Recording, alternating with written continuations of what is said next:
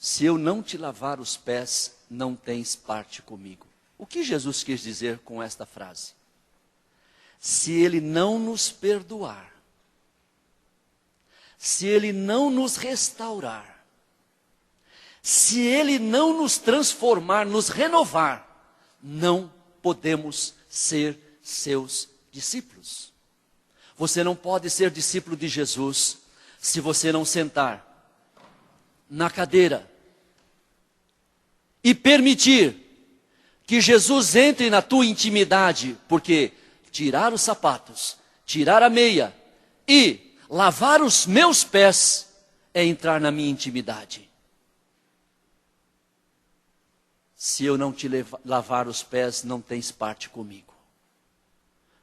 Se nós não deixarmos Jesus lavar os nossos pés, de maneira alguma caminharemos como discípulos seus. Em hipótese alguma, é condição básica, estabelecida pelo próprio Jesus. Então eu convido os irmãos a sentarem na cadeira de Jesus. Se você tem alguma coisa contra o seu irmão, alguma pendência, alguma dívida, conforme foi colocado na definição, sente na cadeira e convide Jesus e peça a Jesus: Senhor Jesus, lave os meus pés. Isto é muito mais do que simbólico. Isto é representativo, sim, na medida em que Jesus vai entrar na minha vida, vai entrar nos porões da minha vida, vai entrar no meu quartinho de despejo da minha vida, do meu coração, e vai me lavar, e vai me purificar, e vai me restaurar, e vai me preparar para a vida cristã, para o relacionamento com o meu irmão. Eu preciso. Pedro disse não, o Senhor não pode lavar os meus pés, porque ele tinha um conceito diferente de Messias, uma espera diferente de Jesus. Mas Jesus se coloca ali como servo para lavar os pés dos seus apóstolos. Então, nós precisamos verdadeiramente. Jesus quer contar com discípulos restaurados, limpos, perdoados. Mas Jesus continua o seu ensino e a sua ação restauradora quando propõe uma outra coisa. E aí vem o segundo versículo que eu quero destacar nesse texto, o 14.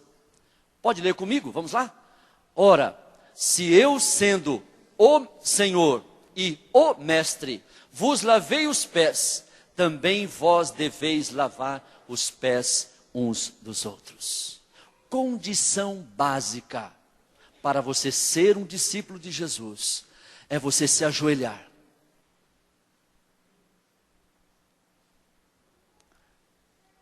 tirar o sapato e as meias do seu irmão e lavar os seus pés. E lavar os seus pés.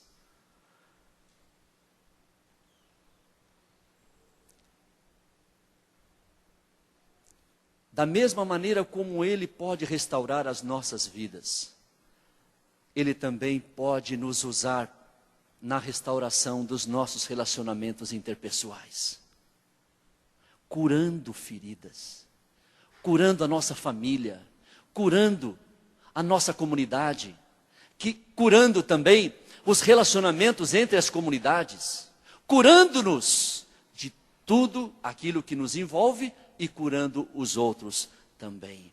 Se eu não te lavar, não tens parte comigo. E ele disse: ora, se eu, sendo o Senhor, o Mestre, vos lavei os pés, também vós deveis lavar os pés uns dos outros. Ou seja, devemos imitá-lo. E assim, perdoarmos o nosso irmão de todas as pendências morais, espirituais, e também nos constituirmos em bênçãos para a sua vida. E Jesus encerra no versículo 17 dizendo: ora, se sabeis estas coisas, bem-aventurados sois se as praticardes. Bem-aventurados sois se as praticardes. Jesus está se referindo a um mais elevado nível de felicidade que uma pessoa pode vivenciar neste mundo. é algo procedente das mãos de Deus. Então, deixe-se lavar por Jesus, humilhe-se na sua presença e sincera e arrependidamente peça perdão. Você quer ser extremamente feliz? Você quer ser extrema e exageradamente feliz? Procure aquela pessoa que te ofendeu ou que você a ofendeu, com humildade, peça perdão, libere perdão. Você leu o boletim desse domingo? Você leu? Tem uma meditação interessante. Construtores de pontes. Não sei quantos leram, muitos pegaram o boletim na entrada aí do culto, não leram. Mas esta história é realmente interessante. É a história de dois irmãos. E eles moravam em fazendas vizinhas, proprietários de fazendas vizinhas. E, na verdade, não havia cerca entre eles. Quando chegou o momento em que eles brigaram, tiveram um problema de relacionamento sério, ao ponto de um virar as costas para o outro. Definitivamente estavam brigados. Mas, na casa de um deles, bateu à porta um homem com uma caixa de ferramentas. Parecia um marceneiro, um carpinteiro, alguma coisa assim. Ele falou: o que o senhor quer? Ele falou: quero serviço. O senhor tem algum serviço de carpinteiro aí? Ele disse: eu tenho sim. Está vendo aquela propriedade lá? Eu quero que você faça uma cerca bem feita. Eu quero que você faça uma cerca bem alta, bem resistente. Eu vou à cidade, aqui estão os pregos, a madeira, tudo mais. E foi embora. Ao final do dia ele retornou, eis que ele encontra não uma cerca, mas ele encontra uma ponte. Ele encontra uma ponte entre as duas propriedades. E o texto nos ensina que esse homem ficou bravo, nervoso, irritado, indignado. Eu te contratei para fazer uma cerca e você faz uma ponte?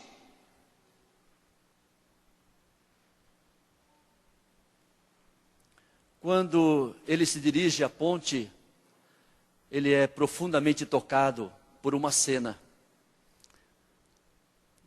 Do outro lado do rio, vem o seu irmão de braços abertos. Ele não pôde se conter.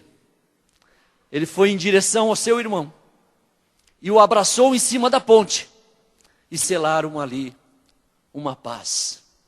Queridos irmãos, nós também precisamos aprender a construir pontes e não muros nos nossos relacionamentos interpessoais. Precisamos praticar a verdade do Evangelho de Jesus de Nazaré. Amém? Que Deus nos abençoe.